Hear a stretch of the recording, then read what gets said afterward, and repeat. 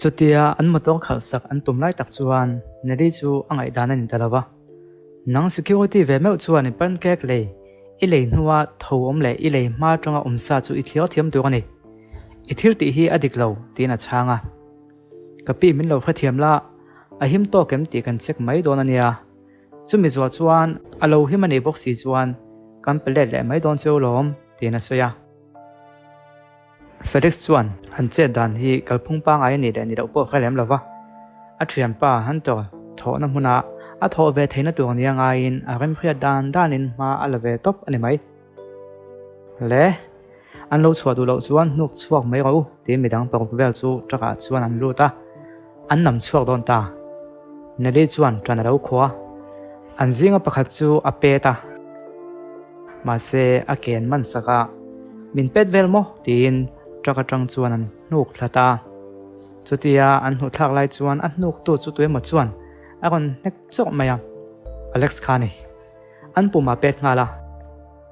midang loin rol tum po chu Alex chuan alo khoi zera Felix chuan in electric sok na te ka mang ta cheu tin midang pathum chu a ko bela chuta Alex chuan am buaina chu apun lun zel ti a khathiam ta ton mang kha chu nei se a chung ko thil ti theina mang tang kayanga ulsam takin buaina chingfel mai turania tuna ero atlo mangai ta in man ro kha daula contract chu lamei ro tina sei chuak ta han la phot se nakina police ne na report a lak let le bad dana ngai tu ta zok ni neli ro chuan akianga dingzel mi pa anom ta chu nuamatia hetiang bo ro khitun mai na da tong ngai si rova Felix khalokal nain a buaina siam jong khan omlo turania enteu ni danga po anthil siam hi leiro tur kholaya inlo mufuni point leisak to swang chu athiang him lo tiana soya chuta mu sitna alo omleta he no mel che dan hi ama hi tho chu angkati he pa la hi a thuam hno te se enteu a ka theiru tuka he nun he na hian ain lo niang milak tlak lo mai an ni policeman tiu jok mai teu a lo tia heng mi pui ho hian thil thlen dan zong an khawek lem lova han to chu local vein he mi te pan hi chu ma na khan chin fel to tu ani alo tia Alexan han taran mu chuan a khathiam ta uak nei o he himo hu bai lak dan chu security guard pakhati roya kan ei tu ga tho om tin chuan an sum don na ti chia ti tuma nangma se satu che te ne na hu bai lak dan chu he himo a han tia han to chu local na ya Alex maya chuan an beng phata midang ho chuan Alex chuan chelbe ta wangin a che ve theilo Felix la han takalung oi chuan Marvel chung kon huaya na amu ve thei ngei be sein alo lim khop maya chuta trak chu khalson ngal ko tin khalson han tuma an hnung dewa chuan official fight takhian ingthil nge thlengta natingin khom hloya akon tia han to chuan apelin si amu chuan a hlau thong dewa achan chu linsi hi midik tak ania kan thil ti dan vel chu aman chu avai chuan a poi thei do nani linsi la chu mi pui zinga chuan a konin no phei ve no noa Alexan linsi mu chuan a phu ve deuh zok mai an apartment building a achan nu khani ti khathiam hal veka chu lova linsi khan taxia a chuan don khan ki sara tum zui ani kha engthil nge thleng a han tia han to chuan kapi helaya thil zuang kha an thil siama tho kan huwa athiang him tok lo tin check kan dira ma sen phal lawa chu wangin tharum man ngai ta ni tin a soya a sei zo ma chuan Alexa mu vele han to thu sei lai chu ngai sak lo tak chuan Alexa lam chu nui sang chung chuan a pan ta zo ka e nang mai lo tin an nuya Felix Khan Alexa chel tu te kha tha tu gena ti wata a chan chu an hnuaya na tho be se ani wangin alung ati oilo a hlawani Washington ate nge ron ti ve a min ron zung am ni tinan nuya Alex chuan Lindsay hian adu deuh ti kha a khria to wangin tlang deuh taka swing mai chu du ta zo ka a ka local chan tak chu ka bial nu ka ron zunga tin tlang tak chuan a soita bial nu a tin Lindsay chu ngoi deuh wangwanga Nelly hian Lindsay mu chia khan Alexana zon a soi thin a bial nu nge chu ani alo ring han tua ma se lo ni la si lo Lindsay chuan in thil siama tho oman tia an tia neli chuan rang takin keima siamania chuan khapa khan man deba kanin ti thiam lo wangin tuna phubalak dana zong ani kha heng ho hi akwe ta niang alo ti zung zunga han taw chuan asayom je chu ka khe ho lo hei ka thleng ve chia lom atia Felix chuan kapi ni e kan nau pakhatin aleyania tin din si chuan Alexa en dan tu manan hai si lawa Alexa chu atran jok vai chuan an din huna chidon ti khathiam vek ani neli chuan do dam phu chopani chu kan siamania kan kha chiang ali athia Felix chuan tun mai khan kan hu miu sia lom adik ti nau te u ti na hanzot kola o dike anti sap sapa neli chuan khoya mo tho chu han tia chu vele hei en ro ti in ti thei tak chuan Felix chuan pancake kha alo king chuaka an han en chianga neli chuan en chiang ta cheu tho hi ala nun hi kan siam la ya omni se athi dei tong chu an lei ton huwa kai thak cheu ni hi atita mi te chuan ani takang a siam la ya omni se chu asat lu tu ka wang na thi dei tong an ti le ta su sup mai neli chuan pancake siam na kan man salum lu tu ka hian tho an kon thlok pe lo bok chu wangin tho hi chu kan pek chhuat ton huwa omani atelia mi te chuan adik pancake siam chu keipo ka pe lo alum du si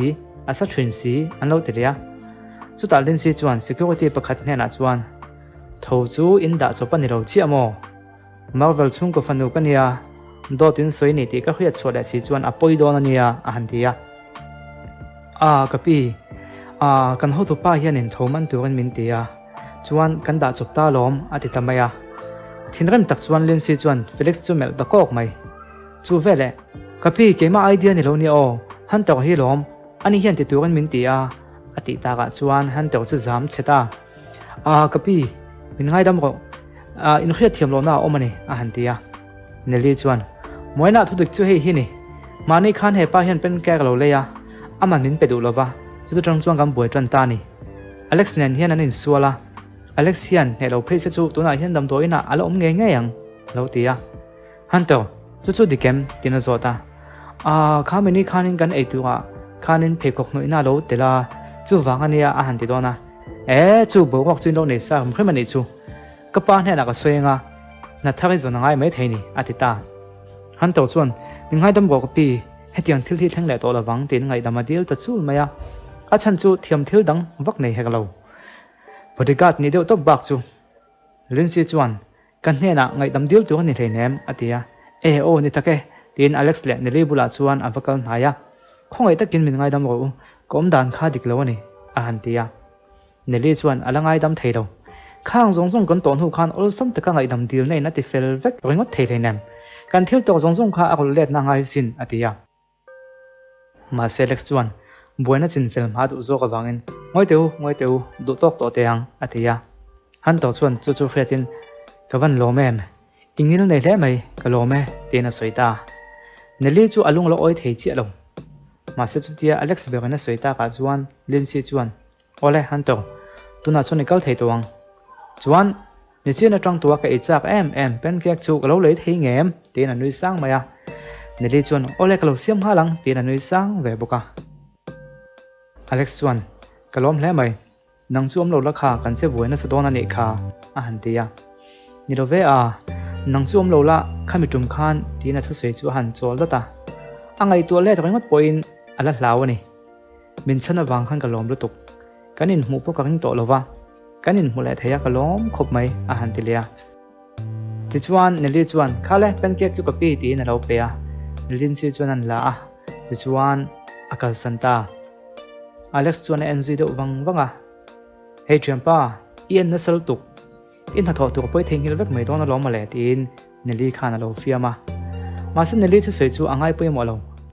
a chan chu lensi bula chuan mei chi pakhat a mutel ve ta tat mai chu tung ne le Stevie ngei khani na khata chuta man mo lo tukin avatlan pheya Stevie kam ta che tin ma se security thon khata chuan an lo dang bata an pom kang lo pa leya chu nam pe thla thoka lensi chuan ti khan ti su ka thena nei kha entin ma men ti don le nem a han tia Stevie min ngai dam ko kalung ngai sak tok lo chia tuna chuan nangmah chauh ka ngai sak tuang ka van lom tak em atia Lindsay chuan Stevie a hei te chu ka naw lom atita inaw mo o ka naw Leona ni hi atita maya ma se Stevie ngai ni na khai boxi chunu chuan thiampa poi ka ti khop mai ma se Amazon Stevie chu ka ni lo niang ke chu Leona ka nia kan mail te po loin ang deuh anima na atita ma se Alex chuan ka bial nu nge in tin nge ka hai theyang I o tang po chuan nang mai ni I he to lo vem ni inuin thei lo thon thin chia min pek lai te kha kan bagul nan hotel a in hlo te tin an hun kal to chan chin chu han soi ngal zung zunga a min kha thiam te itu soi chu eng ma khriat ka nei to lo tlat Leona ka nia Amazon chu ka ni lo niang atile ta Alex chuan khonga in he tiang zong he min khem te su ka thil ti sual chu ka in mu chuak to a ka ngai sak tok lo se ti chu ka in pomalom ma se tuna chuan nun thaka nun ka in pe to ni atia Alexian a mele en hian Stevie ni nge ya a khriat si wangin Stevie hian khem nan a khelo de anga angai de wani ka khelo tak tak se lom ka ti de lo nia ti in a oma nuam lo de than to a Alex chuan englo moi te three ka pek se kha englai pon chu I ok thina tin a bial nu ni je chu fin fi atoma chu ta Leona chuan a ngonga thri chu han phela ei hi mo tin kha thiam lo tak chuan Alex chu ena Alex chuan ka thri lei sakha chu love sign ania hi chu killi nei ni dai mai a ti lawa chu na dang chu alain ang vek boxi tin kha thiam lo khop maya security pakhat chuan he thil hi chu kan boss le sakania I le angai soidon mo tin lo soi ve a ani thei do intin ya ni thei tin Alex chuan makati ta dewa henu hi ama ani lo tak tak zo kem ni zo na tam tak anei chutia anh ngai to buai lai chuan ho ikal pot mai tiangu tin Alex chun no santa Stevie ke ma Alex ka ni hi ati kham khama Lindsay chuan Alex khoi thiam te hi chu ka nawania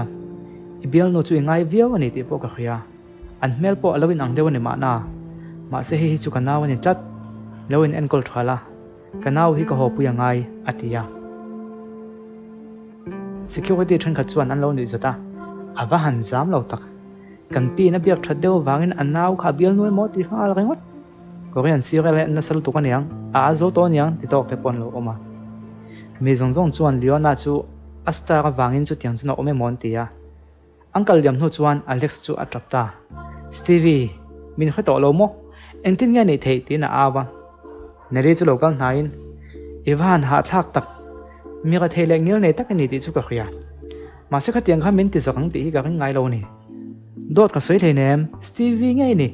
chu lova mi ka thei ka ni lo chung ko pa ngai tak nei ka ni ti na soya ya to ni kha tu nai hen do law sanga min pek tu ka nei phot chuan chung ko pa ngai tak atang sei dian ni ti ka pomanga khanu kha ibial no ni ti ka pom bokang min pek tu ka nei em I nei lo tu chuan khanu po kha ibial no ni lo chu chu pom mai te ngati nge hete I a thut ti neli chuan Alex thu soi pakhat ma chu a oi lo ti a chiang khop mai Alex chuan omzi om lo ti khen angoi te khia karin tok chia ni tuna chuan I thu soi zong zong kha da bola I du tu sam zong zong kha da bola a tak tak nuna hian cheng tuang che traka kan lu tanga ti chuan pancake kan siam leng tin Alex chu a kai lut ta Alex chu angoi ranga athil ti lai chu ati pui da mial mela ma se athin lunga chuan Stevie nge yani tuna khi chuan enge thilom zia ka khiat na sak photangai ka kal tiu khri photangai ni a om na mun ka kha to thawa Lindsay na wangina oma thudik tak hi ka zong chuak don ani tin atum ro khop mai chu te lai chuan Lindsay chuan an in lama anaw hena khan Leona khapa kha I khia zong ni ro tak takem tin zota khoi te lo mai engang mi nge ni po ka khelo ani lo tal le ka khiat na ka lo ma deuh khan ka lo khria pon ni ma na ma se min ti dan ka mu khan ka hlau deuh tlat atia Lindsay chuan oi khiat nei lo ma chuan ka naw ni ring tho lom ka pa ta yan kan chung koin te te tongin he na hin kan om hoba chu wangin khapa kha chu ibial pa ningot lowang tin a changa ningot mai ka khiat na bo ma pon ka chan chin chu kha chiang ber tu rin nia bial pa lo nei ta pon ni la nang ni chuan ka bial pa chu khiat om tak ma se nong mani berin khiat lo chuan ani lo ti na ni mai atia chuta Lindsay chuan ama kha chu mi thatak chu ni New Year ka jin tum khan min sualan tum lai khan ama kha min chan tu lom chu wangin ama kha chu mi tha chu ni kham kham mai a han tia ani mo tin Alex Mel chu han ngai tu le wanga ani le idu devem han tia Lindsay chuan engei seom je chu ka du hlei nem chu tiang lamani lo a han tia chuta Leona chuan Mr. Drake nena inin nei ngai tu hi chu poi ka ti khop mai ke po ni la ka du mi lawang ma sa chung ko ta na thatur zok ani chuan kan hial thei si lawa tin a khumbula pen chu la thil dang chu soi de ya chu pen chu atu ya film beka ni thlara hian a chiao thei thunga chuan he pen hi tinge ka pa hian ken chu phal lo le a han ti buka ai ken chu chuan atui kha kang chak don a sin ipian te te khan ita nan siam leo ania him takai von ngai rom athia ani nan taka chuan he pen hi anu ti to meng o karla kha khan dam doina athi don trepa a pe kani a khiat na abo nu po hian he pen hi alangai lu em maya achane ro a khrem lo Alex po chuan thil danga ngai to thei to lo Leona anti kha Stevie nge ni tin rangai to na sa ai ring hel rom roma engtin nge ka hai theyang ka bial nu te chu ka hai don em ni a han ti re thin a phone a chuan Marvel chung ko ho chanchin chu azong ta Washington a chuan mithil ti thei takan ni sumdon na dian takan ne ya chung ko panga hausa zinga an lang phabok anom na mun tele an address kim changpo ain ziak veka voi khatal chu kanin mule nge yang ti chuan Alex kani ti le Stevie chu ama nge ni ti hi ka fin fi don ani atia monchang chu na phone chu da a emponi se Stevie chu a umna khetoa a himani ti kheboka tui takina muhil theita atu ko tang chuan Alex chuan an hangai chu chun zoma nitin ahun ol nei pia ngin Stevie mutumin Orlando antia an in omna hmuna chuan vakal thina avat hi thlai thin boka ma se mu mai tu awang thin khop mai agon lan le ma chu nga zera tum go khop maya lai khat chu anin khwal thei khop mai ma se khwa lo duwa ro te lo su ta trap mai darli le cham belo ni chowa customer te po an kiam zota wak tu ren ka chu don ania nang mai lo om le mai ta che atia nali hian chutia Stevie abazong zia thrin chu angai thei vak lo a chan chu Stevie tia a soi hi atak takin om lo ni na nga ya beidong to se adu ni be se na om je nei lo be se ni na khiat puya nga tinge mo ivakal fo le ikal le fo don chuan I hlo kan kat angai towang atia ma se Stevie mule towa ama go chu thil engamo tak thlenga oma chu khiat chu angai thung an lo kat ti vel mai mai angai pui mo lo ole I do za khelo kat me don ya he thil hi Washington a local chana ni tlat ti na kal liam ta neli chuan mi ho safano chu ni lo se he tiang hian ni boi pui om si lawa ibial no chu ni tak tak mo tu khiat vani to su ti na thlir liam ve mai buka Alex chu basin Orlando lam chu apan le ya amun avathen chuan security guard ho chuan local le ta an lo tia a local zia hi chu akhong ai thak ani ma se le lama chuan atum ro na hi chuan om khop mai an lo tia than khata ko chuan pancake zuang mai khani sia hetia an pi ron be se hi chu azak lo ngot mai at khat chu che ni ti nan sei ve boka Alex chuan an thu sei chu angai pui mo pe lo voi tam tak mo sit na lo tok tua ngaya anei ve do to angai pui mo bek jok chu Stevie thinlung ne leni ti chuan get bula chuan ro chang ve top mai zera chuta an ti a khe phavek Miss Leona hi pasal nei ti vat an tum ti te hi ala khadau nge ni emo a khianga chance ala nei lai hi achu ve ani zok mai thei ti tenan soya anjinga pakhat chuan ngatinge Miss Leona hi pasal nei ma ti kan tum em le kumsum ni apel ni pon apel tlo om sia antiboka kha big nang anni mi hosa hi chu an chung ko ham thatna zual zel nan an chung ko ming thatna zual zel nan an fa te hi an mang tong kai thina mi thil ti thei de thil ti thei in nei tonin chu tiang chuan anin siam ram chena lom alo tia Alex chuan an thu soi chu kha phavek a thong khop mai na tinge pasal nei tiang wa tan tum a fu don lo top mai kho pui lo ka le a ro a kon tla sep sepa chuti lai chon tlangwal pakhat in chei fai venga vong tak mai hi ka tong en lo chuaka hello hey pona kom to o kalo kal don ti pai na soyang te ngo chuan ro a su ton me ka ni liap lo keng bok la atia hepa hi derel ania liona thinlung ne tum mek tu ni anu le pa te ve ve in bekamin anin nei thei chuan an ho sakna le an thel ti theina apung sat tu an ngai liona hian mi pok lai chulo na ka to a tun tum chu derel hian a thinlung ne atum ve khop mai chutia a phone manglai chu luk taka alexan alo ena wangin enge nang kha milo en nga enge buena ti na vapan nai do na security chuan derel boi pui tu su ani hi chu thu takla taka lak lak ani do nia an lo ti vata tunge mon ni khum le a han tia a pancake zo thina nia kan pi hi star ve dewa heti hian ngak thina an tia chuta derel chonui chuak ta liona hi be se ve mo awan lim om thin tak em e pancake zo chu hi wak lo ni don kha kha e ko ha ka toin lang mai lom liona hi chu be se ve du su mi house tak tak po alo nak tok to nia nang phei chu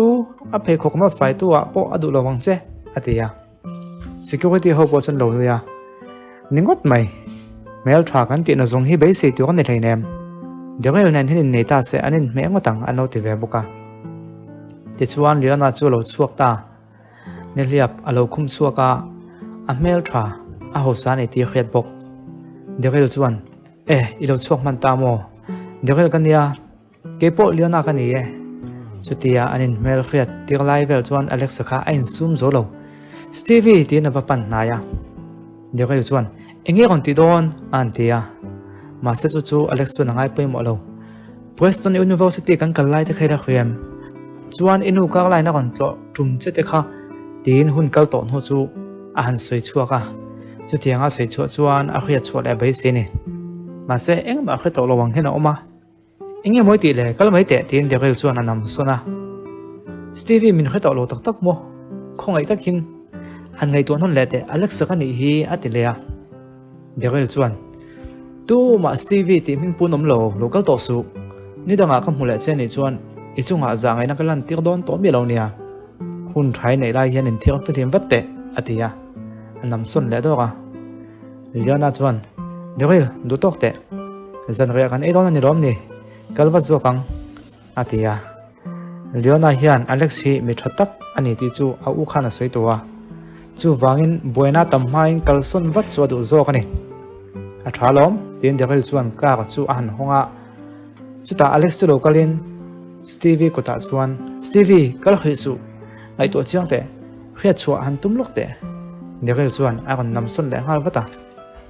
kal mai te ka ti chu lo be se to su entikama I hwe ve thelo na tu huna ka kal pui don chuta tong po chuan itan be se yom lo ti khia thiam tu mang che min lo ti boi to su tin a soi le a ka chu tinunga Atlanta security ho chuan voin chu kha mai son khopalom imuta ma se mu vedu chi lo che nei kha ti nan lo nuya mirang ho chuan derel kha chu lualan ha mai the ni alen puina tu mun te khe khrem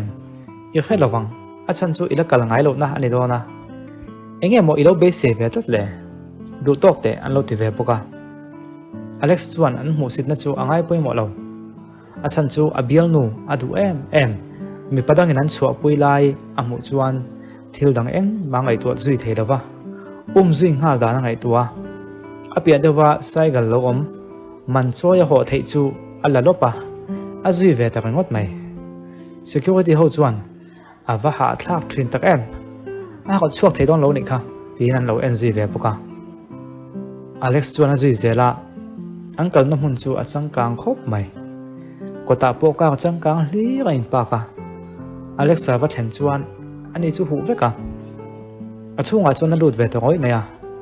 mi pakhat chuan sopa so nga tinge mo alo lu ve le tin alex lam chu akoga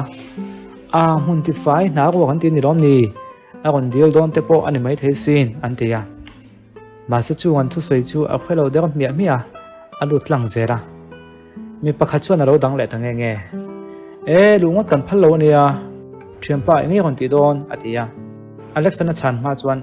khongai in helai hmunah hi chuanin dudu lu kam phal lo chu wang chuan min lo chua san mai ta che an tia min lu ti ngai ka bial nu mu turin lom ka local atia ka bial nu a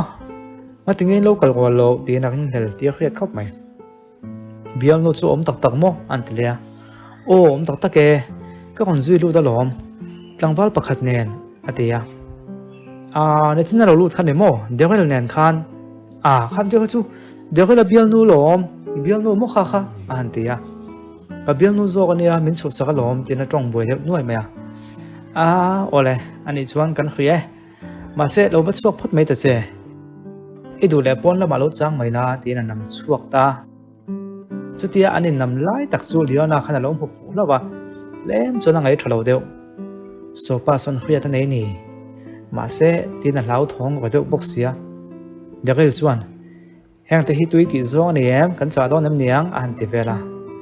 tui khopang idu du kha ne mai ti na changa liona hi atong tam vak lem do ni na kin deu chuan Alex chu an thut na zon tuk vek atong chuan alo lu le lol mai liona chu arang thut maya Stevie min lau su keima Alexa han tia deril chuan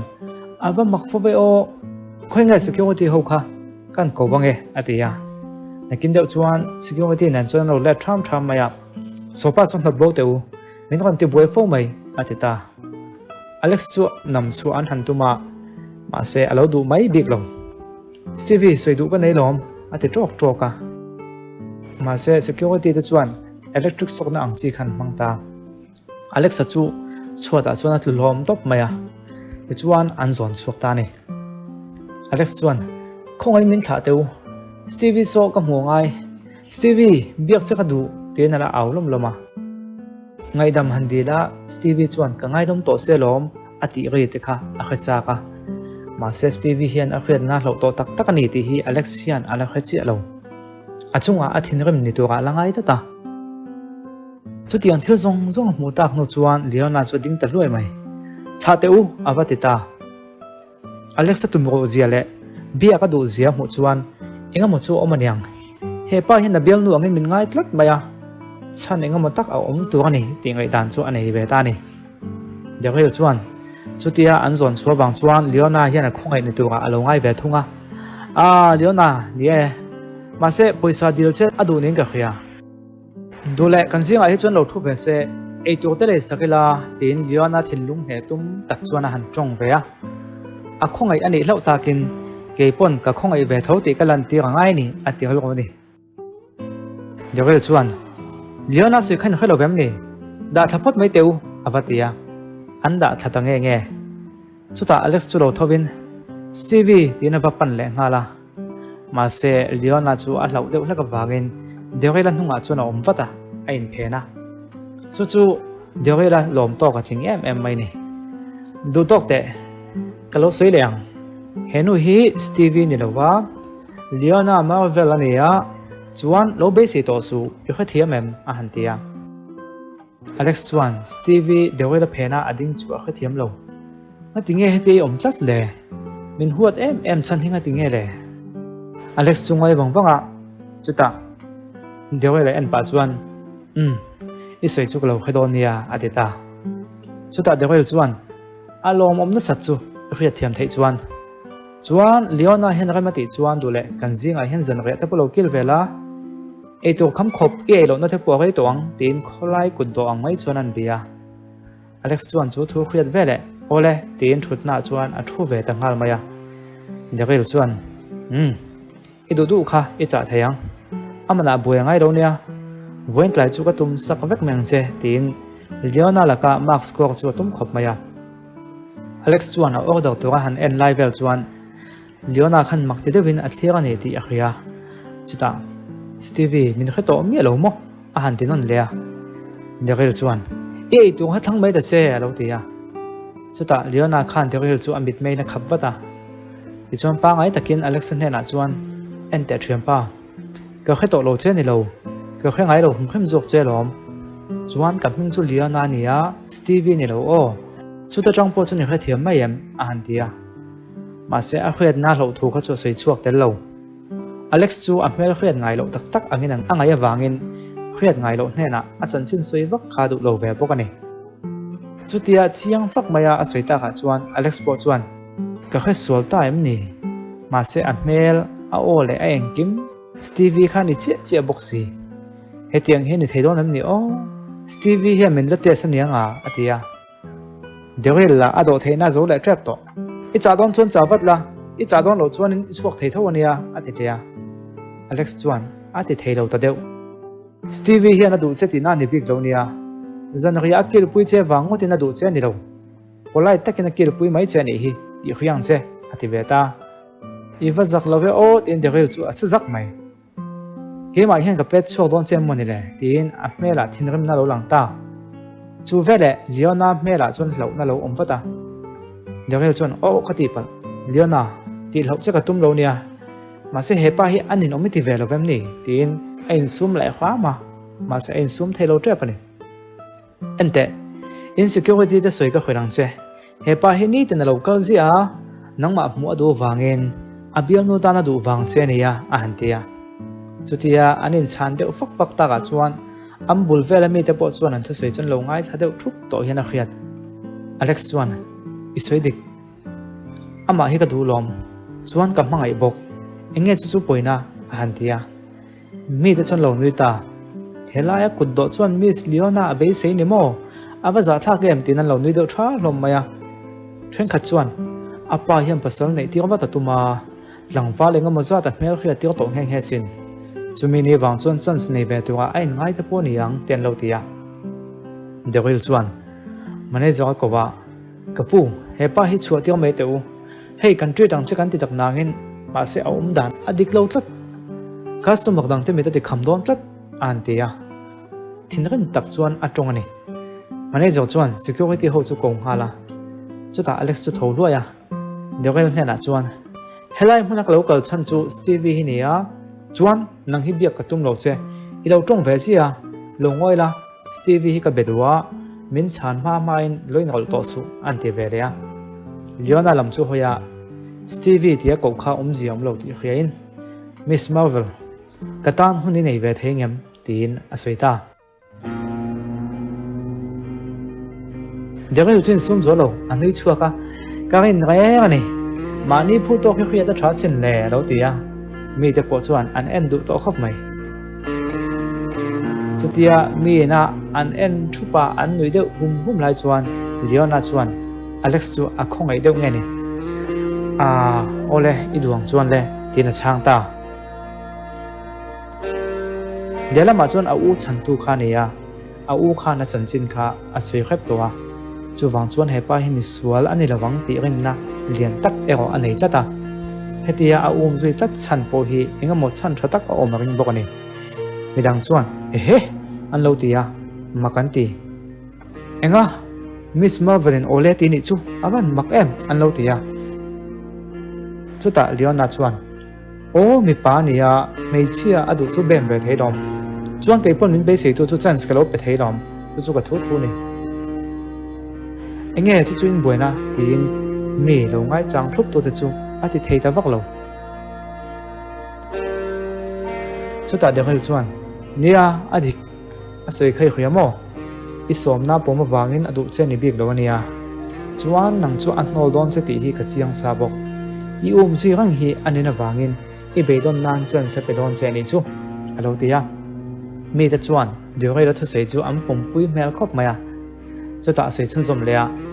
I hria to dang le chu Miss Marvel te ang hi hun man pui du chuan poisa nei ve le ka ngai hun ngom le chang kang deuh te itan chuan hak deuh mai thei a thin lung hne chu sei lo a ei tur le sakringot po hi I lo cham hal der don ania an ti lea Alex chuan chung thil te chu katan thil hak ni hlei nem amom mo zong zong chu ka petrina tun ma pon ka pe chok chawa tuna po hian ka pe le thei em ang atia ani chuan tuna han de lo sang khat han po te le inei po chuan ni thu sei ho kha kan oyang tin de khoi chuan soita ma se Alex chuan phok tu nei lo akat nei la kha an la block tat boxi a che ful le don lo ang khop mai chutia Alexan poisa phok mai tu kan nei tak lo ba chuan ani la dolok zanga atan hiamila chutal chui nei em ang chu tiro tin derel chuna soilea min khathiam te KSC hi block ani tlata tuna chun engzat ma kala chuak thei tlat lo chuta derel chuan a ACM block chan chu ba anga awang ti khiat le ta tin anuya khoidet ka ta poisa puk chu panung tan chuan nun hi a har sa ni ate leya Leona chuan uluk takin alo en renga chuta Alex chuan dot a soimi alo nia poisa chu kanga lutuk ma se KSC hi block ani tlata niro se chu ka hmu tir thei tur chenia atia derel chuan kan oi cherom poisa nga a I ho sabok an tia medang ho chu an lo nui deuh thu hloma chuta chun zom zera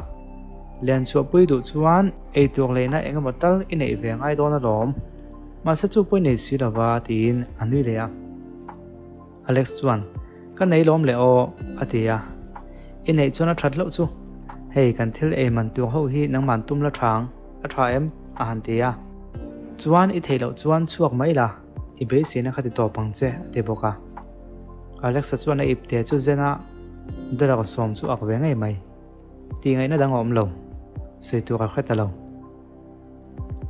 chuak mai te tin pon lam chu derel chuna ko ka Alex chu ding hloya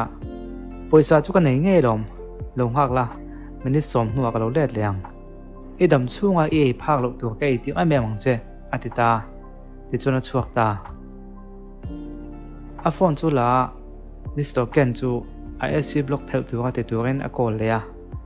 ma se ala theilo voi thum lai ko la a betang thei chuang lo Mr. Sam po ha ko la ala thei chuang lo Alexia na bel nu zon chung chu a chung ten block veka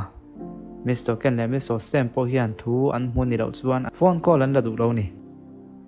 avan boi thak tak em tin bang chu hneka adalo som nei ve chun chu a en wangwanga New York khopui hausa le khovel po thil ti thei khan dalo som ba ka nei lo nia tin a in khong ai jok hian ani chutia omlai chuan vai mim ko zuare ti auri hi khata Peter pakhat wat la siap ka vai mim zok chu va muwa tu vok man anu sak lo chu nu han hu chia chu Alex chuan Stevie nu karla kha khchuaka karla khan an chung ko chan chin a khil thina Stevie tet lai chuan a school kal na tur tin huana siama na tok tura a chua zia angai thu te a thian te chuan an chung te nen hamburger an ei chun thu an lo soya alo e ve ngai si lawa a e ve chak thei khop maya in alo ko chuan anu hena chuan hamburger chu e chak ve thu soita le nge na ani na taka chuan poisa nei si lawa ma se a fanu e chak tak chu anei chun chuan a lei te ngoi maya a han ei chuan ka thian te soyang chian ei hi nu ka khata voi khatal ka ei duwe tia ti chuan ni khat chu an school museum an tlo lain anu chu kong si ra hian vai mi azur lai chu amu ta chu muin Stevie chu atrap ta anu bula chu na vatlana anu chu akua vai mim chu azur pui ve da zoka chu mini tong chuan hamburger kha ngen le to ngai lova hamburger le nan anu thorim zia amua a khathiam beta ni chuan vai mim chu atui ti bekalo ni ta boka a chan chu anu nei ve zong tak ani wangin chung chu karla khan hotel a khan Alex hnen a lo soi thruina Alex chu ha chuak zoka chu nu chu avapan nai ta ni karla po khan he nu ang chia hian vai mi ma zuak ve thrinom sia tiang ai to pa chung chuan a poisa nei chun chuan a vai mi zok lai chu a lei sakta chu nu po chu alom khop mai Alex chu vai mi keng chuan a let le a chunga valu chuan le lo let le ta an lo tia hele enge on ken so tin an en thup maya derel to omna va thlen chuan kan nga ka ve sia vai mim zong himo I mu thei chu tin derel chu ani azal he mai chu ta Alex chuan mane zok nena chuan apu vai mim chum min na tur man ro man nin phal sakem Miss Marvel hi ka du sakna zong nen ei tur siam sak ka du ni atia Miss Marvel chu chung ko za kai ta ka tong lo kala ni wangin mane zok po chuan Alex chu phal sakta Dakal chun vedon a liam le nu chuan Alex te chun lo let le a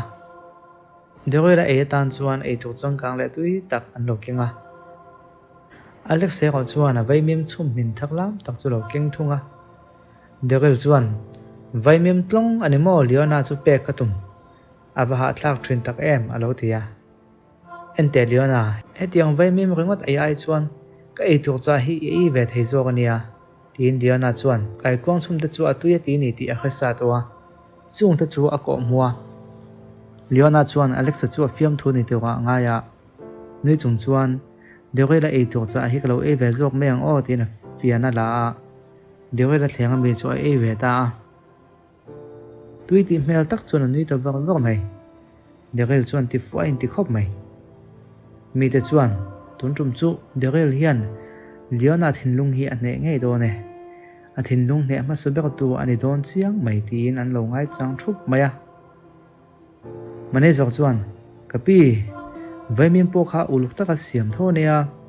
a etel thei tho nia alo tia Leona chuan mane zok laka polai chuan an chau tin vaimim chu an e vereta ma se abe se ai na lo thum dai Leona edu su khoi mi nge valak po khret leilo tin Daryl chuan alo soya ma se lo tui zek mai Leona chuan a e zela a e tanwal mai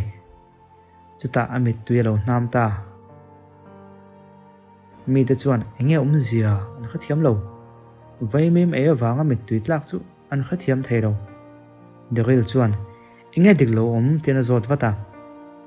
Leona chuan Daryl lam chu hoya ka khabi lo nga tinge ka hnuko ul tlat tina changa ani la khoi hinge idu zok tin ei tu lam chu han ko ka mi te chuan a than tu chiang sa emai an lo tia Leona chuan ka du zok chu vaimim hi atui ka til tu atita enga Leona vaimim te tlong hi du zok mo a han tilea midang po chuan makanti engthil nge thleng ta hi le chuta Alex chuan Leona mita tak mai chuna ena Stevie chu i mingani ngunde bin ngai to te inu chuan vaimim hi idu bek thua soi thina chu a chan oma itet lai thil thlenga wangin ani chu ngai to chu han tum te atita Leona chuan a hun kal to ngai to chu tuma angai to na asian lai chuan Alex chuan ka khasual lave Stevie ngei khani e tin lo ngai to ve pa Leona chu ngoi wanga inge kon soi chole don chu an ngai chang ta thup maya Alex po chuan angai to chuak thei ta em ti chu a khre cha ka ni chu ta Stevie chu kon tong chuak ta nge Alex mi ta tak chu na en le ta kalom lu tuk ka thin lung i khoya wangin chuan Stevie chu i mangai hle ani don hi Stevie chu mei chewan nei takani he tiang mangai tu mi pa nei hi ma se Stevie chu kan si lo lom kan ni lo tak tak du tok to la Stevie kan ni anga ingai na hi khongai in du tok to atita chutia soita ka chuan an hol velta Daryl aya thlan karin lo ga ngani ti to kan lo oma Daryl po chuan Leona kalome chuan ila atlem sia e chun zo mang miang atia ma se Leona chuan kapuak to ho ka du to tina changa ore ani chuan local ko ka thlang che atia Leona chuan ai angai lo ke ma ho ka du zok atita chuan Daryl katana in huamna ka lom lutuk ma se kopu yang zong chuan ke en thei ro che thian chu kan ni theinia atire ta boka Daryl chu thong ta khop mai enge ka ti sual zanna hian in kom na hun mu mal pokan la nei man lowa khong ain thutlok na ra siam su atia ma se Leona chuan angai saklo a chua son ta Daryl chu athina ma azak boxi Alex hena Leona thu soi kha chu ngai thla ka nuam dewa an hena thu soi kha chu achang khop mai a mu sit MMI point na nol chiang jok thinrim tak chuan a chuak ve ta Alex po khan chu lai hun chu chan ve ta ni Alex chu lim deuh suta Stevie chuan la hnol ma se a thin lunga khoi thei ni ti ein khatowa ain rin tok na anei len le ta a cycle ho chu da le tumina hanin siam rema chuta Miriami high school ang kalaya akom thin khan Alex heta engei ti na bial pa hena chuan na chin dewa an zon chu kha Alex hi ni khim khimang enge heta te ti ve khim khim le ti nan nui zata chuta midang then khat lo chuak chuan thiam pa i ti thal hle mai ma se liona me unhe to chuan I phulo dewani an lo tia Miriami chuan enga Marvel chung ko ziang mi I lo be mani mo chu po an fan no pangjok an duat kha tina nui zata chuan Alex engei ti tak zel le electronic door vela in lo tin em ni atia abial pa jack chuan electronic door ti te chu ala niam lu tu Weston Zulai thiam theitan chuan sum don na lian taka manager ni kha lo matum tin an nui da vak maya Miriam ni chuan a hun kho kan lo te ang kal sanang tin a chung lama chuan an lu san ta ni ti chuan an nu thakhat don chung chu Alex chuan a hun man dan ngai bok chuan a mang zela ma se ni dang ang lo takin tun tum chu Stevie mu chang pon ba biak kha hatum to lova lai tin anin ko ta chuna va chang zia ma se kha khata tonga mu chu du tok mai adam tha alo mo me tin a thlir ve mai to zela chuti alo thlir ve zia ti chu lensi khan khia tum khat chu a hau ta nge kanau hi nga ti nge lo thlir ve zia ibial nu khan ni lo hetia I lo vil tlat hian om ziom don chong lo nia Alex chuan ka khialom ma se kanun na nia ni tin amel ka mulo chuan kadam zonang atimaya ngati nge be se tlat le inei thedon chuang lo ti khelovem ni a hantia Alex chuan a chang lem lo kanau hian zirlai chun zum dona Richmond University a kaldon chu wangin be se to chu atelea a that chu min khila ka lo me atile maya lensi chuan ti vak ngai na khasi dawa akal san le ta nge atu ka lo ni chuan Alex chuan nali chu stadium ma thil ti puyom don ti khriain chumi kota chuan vain pho adu thu asoya ti chuan chumi hmona chum vakalin an vain pho vele ta nali hian Alex lo te po akat sak thwina ma se Stevie mutura akal zia chu alaban san thesi lo boi thlaka ti ve em thwina nakin deuh chuan mei chepan hi hian an ron dora ehe Alexa nei hi tin pakhat chuan a khetlat mai high school ang kalaya an classmate tho Philippa khaini tong Washington a te lo omane mo tin Alex chuan a changa chuta Philippa chuan Miriam kha akova local te hey Alex chu ka mu ve ta Alex Miriam hi ani chan chen soya ka mu chak lo tuk sia antia nia chuan na mu thak to boka hey maso pancake zong na lo ni hi tin Miriam ni chunui ta Philippa chuan makatia Alex ithiam thei te rang neng khan ngatinge a hantia Miriam ni chuan zot boidu su puito nei lai chowina thiam theya anei lo nu ta chuan engma ni lo ti achiang mai rom hei atia chutia an hu sit lai tak chuan Nelly khan pancake ud vek chuan ma zona chuna aron chop khuda hluai mai Miriam le Philippa chun khu deuh khaka inge moi ti le kha awun vek lom awut kan du hleinem antia Nelly chuan awut che hi om tlat indu lo chuan adang om to lo atia Philippa chuan Miriam kal mai te ang dor tlak pon ni lo hia tin uncle sontani chutia Nelly in an ma tak pancake kang u rum a han chop nu chuan uncle liam ta te chuan Alex chuan kalome min ron chana ma se kha tianga ti ve kham kha tul lem lo nia atia inge tu lo na anni point za an khet lo kha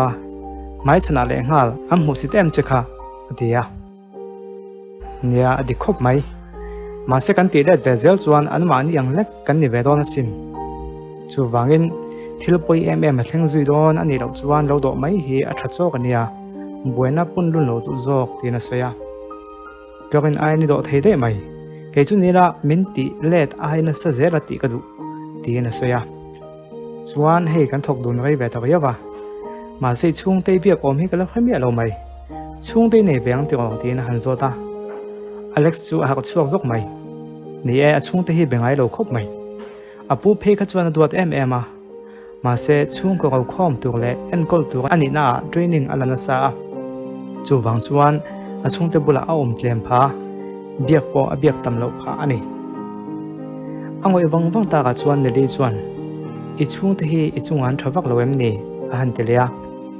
a chu tiang chu ni biak lo ve ha sat na engam neu hi om ve a nang I chung te I chung an tha em tin a zot le ta ne le chuan ke chu ko soi pe rong ka tan chuan mi thi ang ve kan ni to tin a soya soi zi zel adu lo nei ti a khiat chu wang chuan freezer a in tuk tui pakhat ala kan chuak lo nge tin a chuak ta wanga Alex ne na chuan truck hello veng ang che ti boka Alex chuan a chang lem lova rai ro ten huwa chuan a lo let vele mai boka ti chuan an na chun thok chun zom vele maya chu mi zan chuan Alex chuan amut huna Richmond University chung chang a khiat thei a jo chianga ni pui chol a zo trap towa class chun zom hun le trap towa Diona kan tu bul na ya chuan anin pho theina tu hun ram chang o mani chuan Diona chu mu na hun ram chang atam thei do na a khiat wang ani zan tlai deuh to taka chuan tu emo hian a lo kola anam ba sep lo tlat tu nge nyang a han la Philippa kha alo nia engtin nge ka number nei thei atia nia nei ha khop mai engtin tin mo ka nei thei kha me ka kon call chan chu naktu khian Ruby hotela meeting poi mo tak mai om do na chu ta chuan local vela ka duwa min local puila a han tia ngoite chu tiangin ka pel he man lo a han ti do na lungai su he meeting a hian mi za vel angkal do na an ele in tur po athon ve ani don chu wangin poisa man na tu om bak don lo khongai min kal pui theila ka ti khop mai chu lawa hanin kom nel na hun po kan nei ta vak si lawa in kom na hun te pon ni panga atia Philippa hi high school angkal lai point me chefel takhan ni thrin na khia a khan pa ta ka han huat na tur po anei lem lova chu wang chuan chu tia kal pui ringot chu enge a poina ni wakang tin arem ti ta ole naktuk lai lama ania Ruby hotel chumi khami rom number a chuan o tin phone chu anda ta ma se Philippa hian ama thuwa asomani hau lova abula lo thu ve Miriam in hena chuan Miriam nga tinge Alex kha som idu le I hovio mokatia atia ka huat wang lom local se ka du atia Philippa chuna kha thiam che lo in classmate vek kan nia ma se khang hun kha choliam vek to lom man lai thelania thenghil te po thazok lovem ni a han tia Miriam mi chuan ni love ama bangin university chang kang po ka kal thei lo pha kanon zong zong thak dang lam tu nia chu wangin phuba ka la khangai lom chutin ka thenghil ve mai thei lo ati tlat mai Philippa chuna soyom je chu kha thiama ma se Alex thiam lo ani na kha che lo ni atu ka lo ni chuan Alex te pon buai da to khop mai anin khal thei khop maya chun nu ani thuai mai don Alex chuan ti tur pai mo nei thu han soya kalmai a han tum boka neli chuan a gam ti che lo a chan chu customer na tam lai ni sia customer tam zual pui a han pui le loka tle ma mi an thol tak de nu chuan Alex chu hanin bual fai la in thak fel fai na hun po anei ta che lo a in phi fai thuak thuaka a kal ngal mai lo chuan at lai don man mo tak chuan a in phi thuak thuaka a kal ta ba sa chan mek lai chuan a phone ro ya Alex boya ti hi a khata anu lo ni rang mai kanu nang ma mo a han tia Alex kanin be theita ka ngai theilu tuk che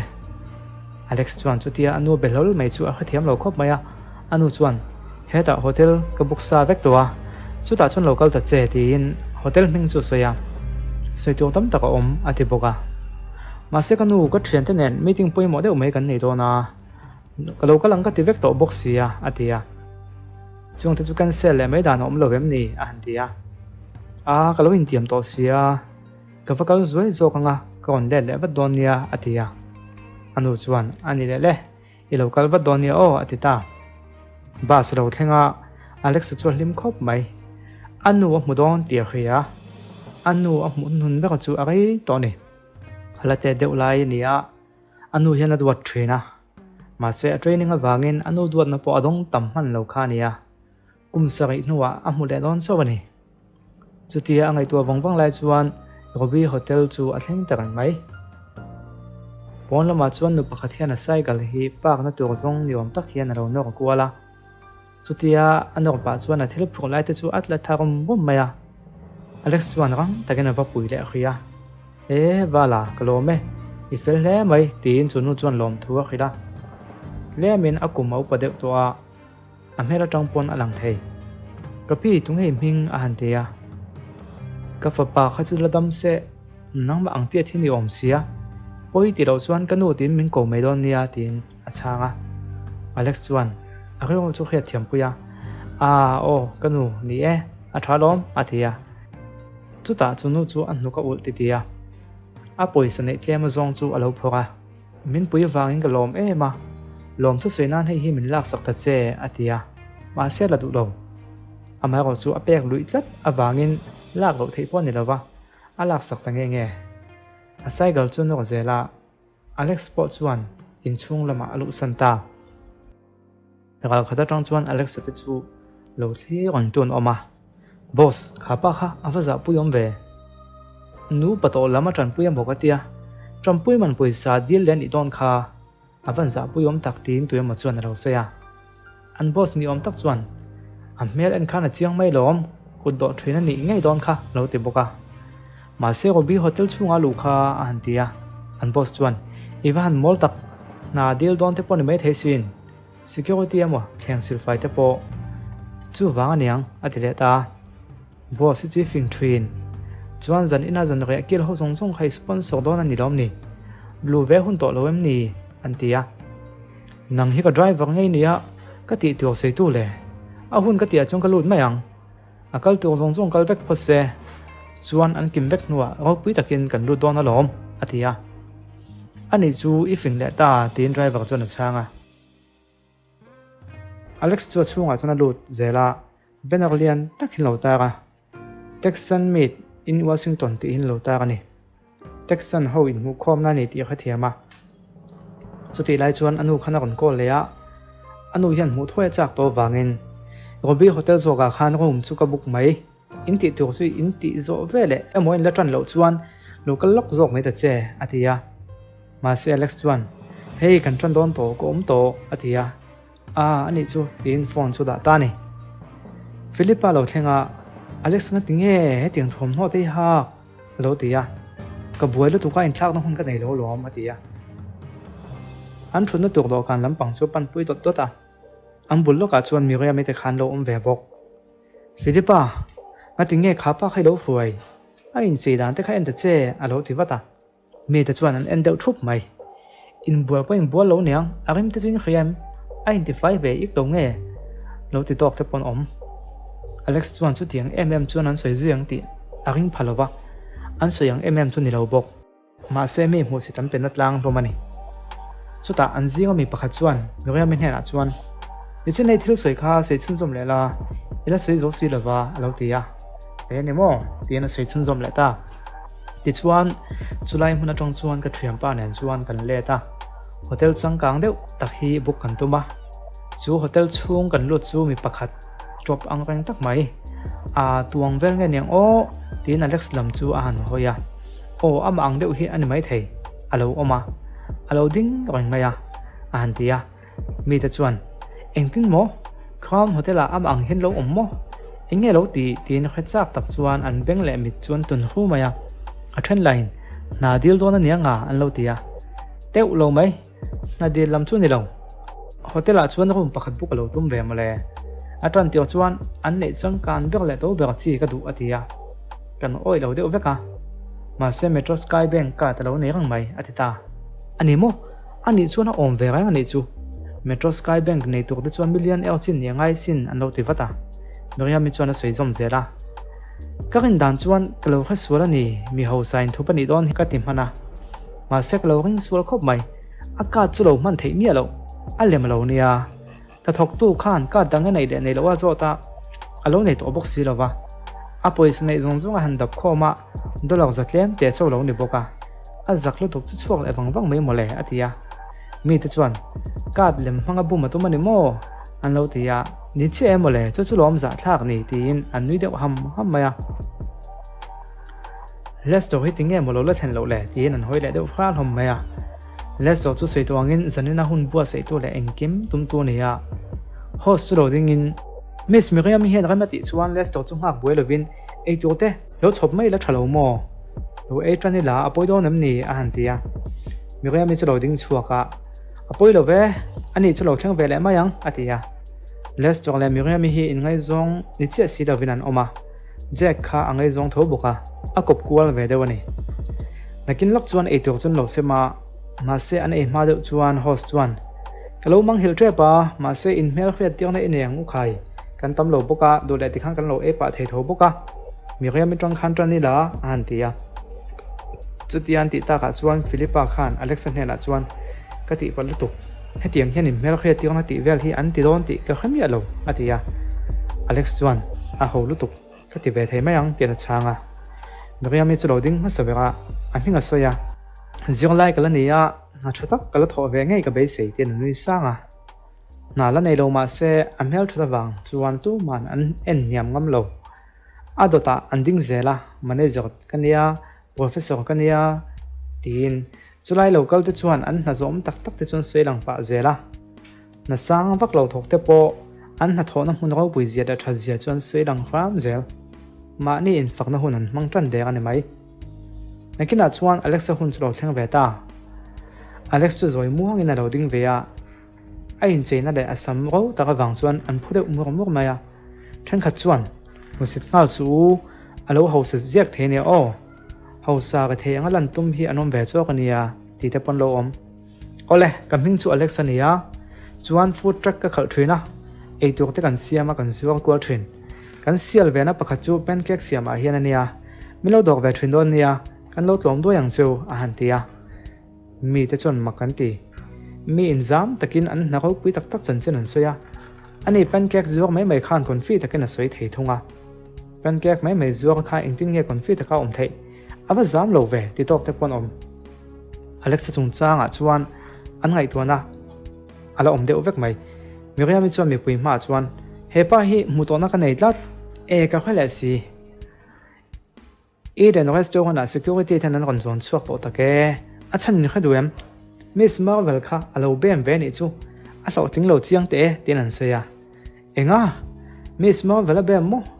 pancake zuar ma se tum ti sang ve ringot ani don chu aba zam lo ve pancake zuar thin tan chuan Miss Marvel pasal ni thum chu a chi thei nem an lo tia Alex chuan an soi zong zong chu fria chuan ati tur chu ati zo to ni na khia chu lawa anu kha lang kha ka reng to ti khe boka a tho ta luaya chulai rom chu chuan sana tum ta Miriam chuan Alex na kal te chu kan soi tu pok an la soi zo lo atia ma se kal lui zela chu ta kong kha chuan mi pakhat thu mel tak mai lo lu tur nen chuan anin nang ta chi mai Lesto khani tungai ni a han tia Miriam chuan kan mi som tho ni kha chua tu ma chua tiu khoi su alo ti wata o ne mo ti na da ka chuna han deng thak thaka ani chuan ni chua lo wangai ni chu han tia Alexa tan chuan chua lui trar chu amoi to sirawa a thutna chuna let le a Philippa chuna bengbula khathiam te an mi zia hian dang da ya ngai khata ngai ve nia a han tia chuti lai mek chuan Alexa nu floga chuan rom changkang bermaya chuan a fapa chu rong hak ve mek boka adu ai nan rei ta deu a chan chu Washington a hin a cha ma reng man lova ti turin dot nei ve kan ne sia chuta hotel nei tu pa chu kowa room number 303 chuta chuan meeting poimo an nei nen an soya hepa hi aumem ka fapa nia min va zon sakte atia Alexa thalak chu pe ni Flora hi tunge ni chu khachi alawa ma se Mr. Kenneth hote Mr. Sem te khan om ve veka chu wang chuan Mr. Kenneth te Mr. Sem te chu an khop mai chu mini wang chuan Flora hi po chu mithil ti theitak ani na nga ya athu an oi khop mai Alexa te ve thung chu an lo ga deu noi ya kan pancake zuak pa hi ngati nge mo in ko le pancake kan e cha kan ring deu nge ni tin an nui de homa Lesto chuan a kan mi som han chu tiang kha fel lo ve chu lova Texan vek kan nia in en hiam tu kan ni lo tin soya ti chuan Alexa ding te de a han tia Alexa hi in kha chiang lo mai theya ke pon voina khan ka kha ve chawa a han tia eng tak chu soidom ni mo an en da thop mai voin khan Alexian Peter khata trampui lai kam huwa a fel ka ti khop mai ma se trampui man poisa dil tlat maya chuwe ga tu a tha ka tilova chu wang chon sei chuang ei turing ka khia a tran tio chon mak ka tia ka ngai tu chian po le amoi lo ka ti police tin na report mai te ka du ni atita midang ho chuan ani chuan kan zinga velo se ne mai lom chu tiang ang mi chu ve chu se an lo ti boka Alex chuan rang khat sak lo hum chua han tum le a les to chuan ngoi te kan zinga lo tu lo ve wang hian I lo mani choi ngai tlat e man kha pela ani lo chuan dulak za ta ri choi ngai atita Philippa chu angoi theita lo Mr. Lester ithu dia ma ding ta che helai huna zong zong hi ka tui tang ti to kha nang ma bok ni thu ti mi bo pel don mo alo tia Lester chuan nia ka soilom ma se he pa ang mi zia nei hi ka ti tel ve nem pa ngai tak tak mi fel tak tak le ho sa te tan cho lom ka ti atia ma se Alexia na e tam hlei nem dulaw zamana e lo alo te dia so ti lai tak chuan Mr. Drake le anaute an lo lut ta lol mai mi te chu an ngoi de ta thup maya Mr. Drake mi pui te u Mr. Drake ani hi he hotel nei tu pa hi ni ti in Lester chuan za takin a hanin mel khriat ti vat vata enghi kon ti don ti na zota a meeting in lo nei ni mo a han tia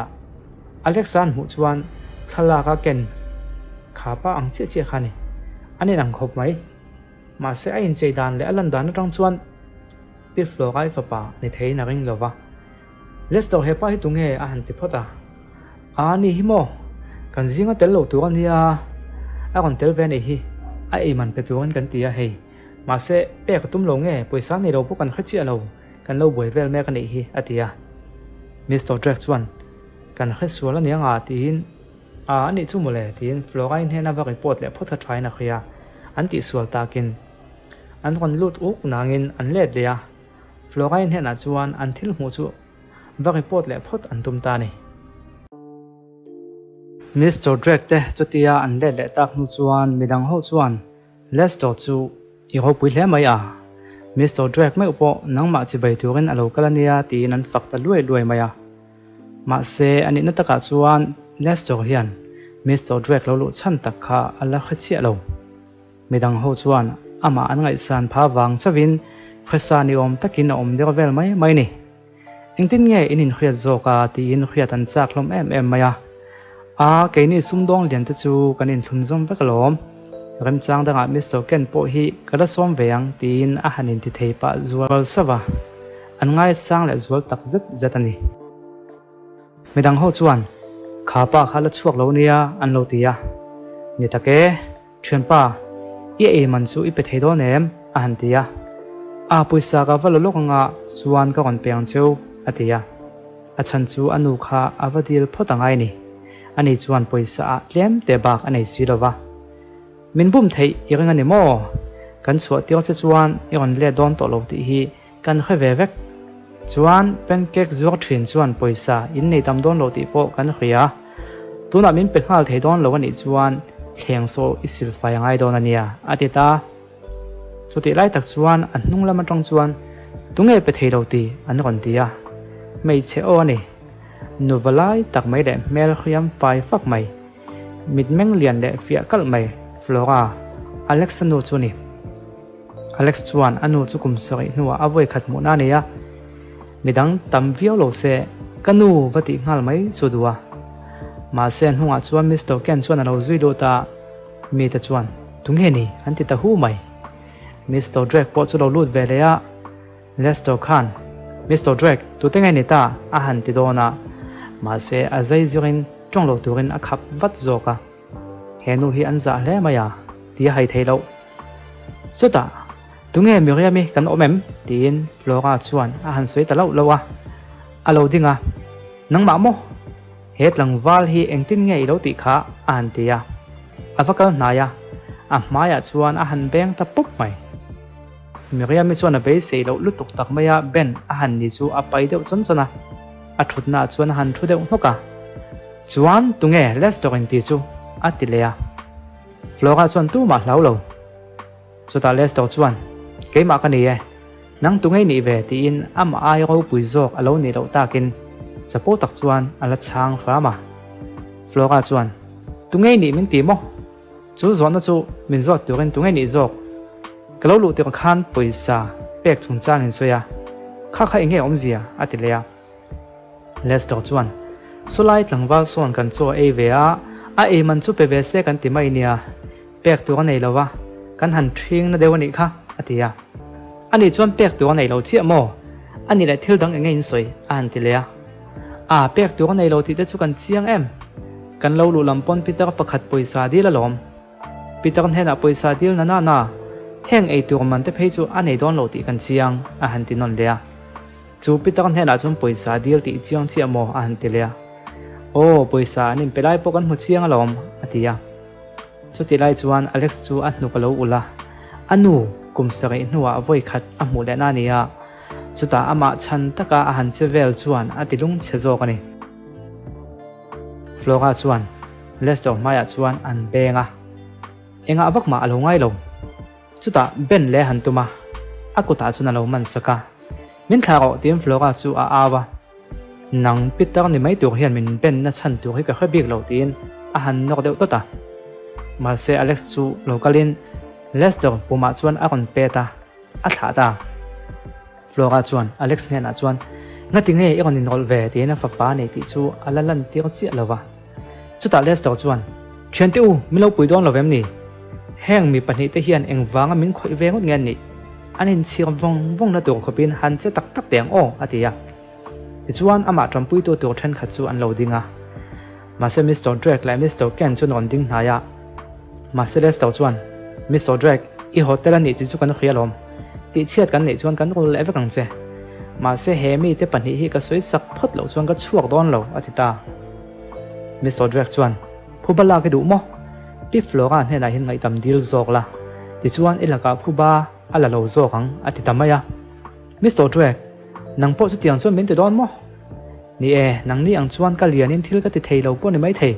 ma se helai nu pakhat tunge ni ti po ka khiat lo hian kut min thla ka akut thlon hi ka tuak don lo atilea Lester i alutuk Mr. Ken apoi hlawa ke po min hlawa chu ti chung chuan ani hi hlau lo mo ngai dam dil mala in chir lo zo kang atilea Lester chuan chu a khiatin enge chu poi mo na Mr. Ken ti lampang kan boi pui man lo he no hi kan khoi don ani mai atilea chuta Mr. Ken chu kon ding haya thiana min en la tunge kan i le alo tia a han en wangwanga ka khai mai lo tungai ni a han tia Mr. Ken chu nuya chang mai lo chuta Mr. Drake ne na chuan he pa hi tungai ni tin Lester chuan a zot lea Mr. Drake chuan ama kha nei kha Mr. Ken i lo chu atita ingtin nge nei thei tin azam cheta ti thei dang anei ta lo Mr. Ken chu ti boi che ni lo ti a khia a chan chu asum don na zong ti che thei tu ni ti a kha chianga a thing thi tan nok maya kapu min ngai dam ko nang mai ni ti ka khelo ni atita midang ho chuan heu ava mak ve ama nge ni ti po a chian ma havin a thing hala tin mak ti tak mai chuan an lo ena ma se atlai hlekani Mr. Ken chuan a luwa chuan atlowa atlu tan nok mai a kon tho le a kalome ole idu ang khan min khoi ro ilung oina ni don phot chuan a kon tia Mr. Ken chuan Flora hne na chuan engtin nge kan ti don le tin avakal naya chuta pi Flora chu a kon kal naya Mr. Ken an chu tia thu on ave dil chu tu tak niang mo tin Lester hena hlau em to maya a local nai zela min en te le atia Lester chuan lau tak chung chuan han ena chuta amaya chuna beng le ta thuai mai a kon hoi chuaka a beng le a mai chu thak chuai mai hian a khia a na ka tong chuan thi on chuaka a kutin a khuwa a thi deuh nuai maya khongain kapi min ngai dam ro atita midang ho po chuan kapi min ngai dam teu kan thiam lo ni tin an pu beran beng lai an mu chuan mu khreoman ti ve deuh aniang chuta Flora chuan ngai dam dil na tur mun in la khafu lovin ka khia keini laka hian engthil main ti sual lawa thilin ti sual na hena ngai dam in dil theinan chet kan la jok mai ni atia chuta zet chuan Lester chuan a khathiam ta Alex bula chuan ava bok wak phaya ka khathiam e thiampa min ngai dam te kan lo khelo ni kan lo ti dik lo ni ati cha chul maya midang ho po chuan ni kan thiam lo ni min ngai dam ro an lo ti ve a chuta Flora chuan Alex an hen a chuan ti chuan le eng tia han ti ngei du le ti na zota an tur na viau to lom hei min ti buai ani le lo chuan ngai dam toila tha ka ti atita Miriam mi phei kha chu hlau lu tuka an hmu theilo na tura chuan alo bi ti ti to ni Flora chuan angai thiam theilo ngoi te chu ti rangot chuan mo kan chuanga ti na ngai tu awangwanga idea nei ta in zawai khan han thoula chuan in thlenga ei tur la om zong kha chuata bun ula atia asoyang chuan an tia chuata mi in ei turin bun theu kha a ei zong ma sa piang in chuak thayang fian le fok man thiang lo in kutin eyang cheu atita chuta Mr. Drake ne na khan nangkha an ei zong nge yam ti lo fin fi a zelang che chuan ha thok ho zong zong khan an fok le fian so vala vekula thleng nen son atia Flora thu sei chu tu manan hnial ngam lova ole ka pi tin an ti ngal zel mai ni ke ni chu kan kal thei ti in an chuak ta chuti lai chuan Philippa kha Alexia na kha chuak zoka anun hena chuan an chu ma deuh che chuan sonu sa chu kan chu ati ka thei ngem ka thrian ania atia oi thu thu lom sun chu atia Philippa chu lom khop mai ka lom me ka lom lu tuk ati mol mol maya Alexa phei chu a be thangam to lo ti chuan le room number 88 an thlen chuan Flora chuan a fapa chu ku ta wong mai ka fapa ka ngai thrin lu tuk che tin aning ku awong wonga Alexa po chuan anu chu ku nuamati a thla muanga amit tui lo tla Flora chuan du tok photang helai hmuna hian nuk tiul tur chaw local kan ni lo nia a han tia Mr. Ken po chu amit tui lo tla ve a nu fa hetianga anin tong le hi kalom pui tak zatani tin alo phun sapani Mr. Ken kanin mukhat ta hle mai tin Alex chuan han bea nia te o chuan I phone call kalak lo chan chu khap kan I wang sawania o tin lau thong tak chung chuan ain soi fia zung zunga min ngai dam don nia atilea apoi hleinem I thiam lo ni lowa a han tia ti chuan Alex e tu chuan lo ken saka Alexian engti thamma thil ala e chi lo wangin tui ti tak chuan a eta chutia fa pain rel tram ti hriat tak le thlamuang taka tui ti taka han e bian mai a mu chuan anu chuan hnuk te po ul deu boite Stevie ti kha zong to lo la kan thu hi oila chuan ini na nga ya I le le don lom I mo phok na hi poi mo sia tlan san zonga I om kan ram ti lo ni atia Alex chuan nu ka mu to lom ma se min kha to lova a thin lung kan he thei to lo abulo ka duwa ka kalsan theilo ni atita I mu to mo tin ameng phoka Mr. Ken po chuan makati hle mai Alex I mo phokna poi mo zia kan sei zo chia sia Stevie ti te kha chu chung ko pa ngai mai chung te po nei mu man lo ani lom ni ani anga I hun kho al mai chuan ini na hi kan pele thei don lo che nia tin I ro chan tu po a han ti don zuwa Mr. Ken chu om ve mi khang om lai chon chu tiang thil thleng a soi chu adu lova angoi le ta zoka chuta Alex chuan kanu nang po ka pa ne nin nei main mi ho sa in ni bik chuan lo kha chu lova ka tet lai khan min zio teo thina kan nu na kan thil du tak chu atop thlengin kan be anga kan be lo wanga kan nei lo ai chuan kan be khep nuwa kan nei lo chu ala to dam thei jok iti thun kha tuna hian kanu na ka du ba chu Stevie hi neya ka be thei chin ka be nuwa ka nei lo nei chuan ka tur dam chawang ma se tuna chuan ka ban san thei ngot lo ani atita Flora chuan ava boi thlak tak en tin anuya a han hoi sun wanga Mr. Ken ka fa pa hi alulul je hi a han tia chuta Alex chuan kanu a rei to don lo Stevie thinlung ka hne le lenga ti chuan ka on huai honga mo nu fel takin nei nga kein kam mangai beng ka nei bokanga ani nen chuan ka mo phokna zong po chak tak le zo takin kan hlen chuak du nanga kan chung kwa pon ma kan son phanga chung ko lim tak kan ni zok do na sin a han tia Flora chuan Mr. Ken ka fa pa hi a fala biak ka du tlat mai atita ole ka pi ka lo va chuak nga lange atia Flora chuan thudik a khilta ani na taka chuan Alexi hoisan ring turan lania ma se anu ani angin a hoisan thei to lo Washingtona a kon kal chan po hi a fa pa kon trampui turin ani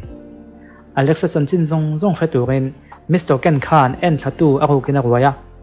Alex khosak dan zong le Stevie zon mu to thu te po chu alo khevek to chunin ti chuan tu nai hian midang khret lovin pui zel an tumta Stevie anei le le ngei theinan Mr. Ken Khan Alex chu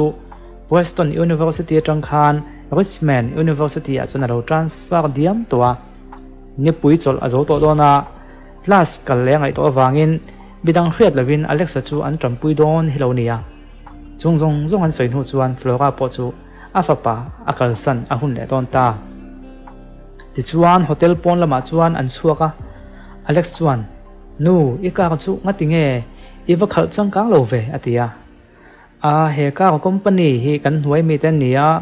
chu wangin kanin ti lom to na ngai lom Mr. Ken min tha ta che ka khom hu hi fia to lova a han tia Alex chuan kanu chu a mi ta fia that te rang nen ting he do to soi le tin a kha thiam lo khop mai ole tin Mr. Ken chuan ka kong ka chu han honga e lok hotel a khan bol lo kan ho chia ro maya vala le lok mai teang a han tia Alex chuan a kha thiam lo kin do chuan Mr. Ken nen chuan bol lo garbage bag panga vel lai mai lian deuh nel nol chun lo la chuaka Alex heng bol lo te hi i lo pai don nia o Mr. Drake kan hena lom thui sei ve na ni mai ma se du na pai lo tu kan nia a troi theilo thlia thap la i pai main hong vek la tiang chi o atia ti chuan Alex chun kal san ta Alex chuan anu thu seyang chuan bol lo ho chu han honga a troi theilo chu thia ga zela a pai ta ngau loma ma se garbage bag pakhat chu a rit ta yo mai a han honga newspaper chian ni om takilo om nuai maya a han hai chiang dewa a chunga chun poisa not dollar not pon lovin euro not li mai chu lo oma a sing engza chuang nge omang khria ta ni lo dollar ka chan tir phei chuan a let chan ve do nin atam le zwalang anui na trampui na sajia chu khriatin alom le maya a phone a text message lo thlenga bol lo khai thliak to em i thliak to chun ho watang che ti hi lo nia anin biak na chu an chung kolu lamin an hu thei vek ani ti a khria fing takina chang le ta ewan ain thliak boi thla khop mai ma se hei pai tur chin zong chu ka mu chuak to a ka hodon meke ti na changa Flora chunui sen mai Alex chuan poisa chu apu honol maya a khum hnuaya te chuan a thuk ko ta chau maya banka da chuan an man chuak don sia